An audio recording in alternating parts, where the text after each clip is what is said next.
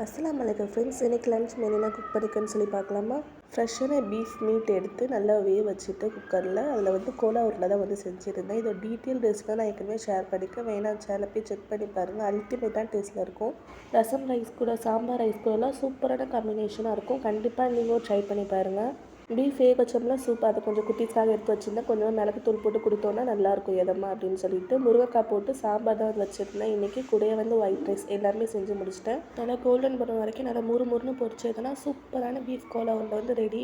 நல்லா வெளியில் நல்லா கிறிஸ்பியாக உள்ள நல்லா சாஃப்டாக ஃப்ளேவர்ஃபுல்லாக இருக்கும். வெஜ்ஜில் இதே மாதிரி நீங்கள் ட்ரை பண்ணணும்னு நினச்சிங்கன்னா வாழைக்காய் வச்சு தான் ஏற்கனவே கோலா உருண்டை ரெசிபி போட்டிருக்கேன். வேணால் கண்டிப்பாக இன்னும் ட்ரை பண்ணி பாருங்கள். லஞ்செல்லாம் முடிச்சிட்டோம் அல்ஹம்துலில்லாஹ். ஈவினிங் போல் சூடாக டீ போட்டு கூட குட்டீஸ்க்காக ஃப்ரெஞ்ச் ஃப்ரைஸாக வீட்டிலே செஞ்சுருந்தேன். ரெசிபி எடுக்கல. இன்ஷால்லா அடுத்த டைம் நான் செய்யும் போது உங்கள் ரெசிபி ஷேர் பண்ணுறேன். கொஞ்சம் தான் செஞ்சுருந்தேன். ஆனால் குட்டீஸ்க்கு பத்தவே இல்லைன்னு சொல்லலாம். நம்மக்கிட்ட கொடுக்கவே இல்லை, அவங்களே சாப்பிட்டுட்டாங்க. நாங்கள் சூடாக டீ போட்டு நானும் ஹஸ்பண்டும் சாப்பிட்டு நல்லா முறுமுறுன்னு கிடச்சிருந்துச்சு.